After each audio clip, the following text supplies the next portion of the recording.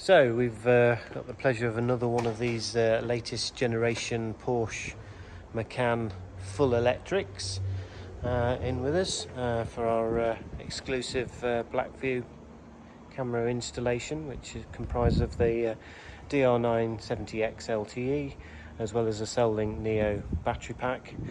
There is a very specific way on how to install into these, and I'll just show you what we've done as regards to the install so you can see how it looks. So just show you the rear camera. So rear camera nicely in there, obviously no other visible wires. We go through and follow where the original wiring goes, which is there. And then if I just show you here, if I can lift this and video at the same time, we've got the battery pack, which is nicely tucked in down there, so it's nicely out of the way. Battery pack's getting good ventilation, so there's no chance of any overheating with that. And then if I just now show you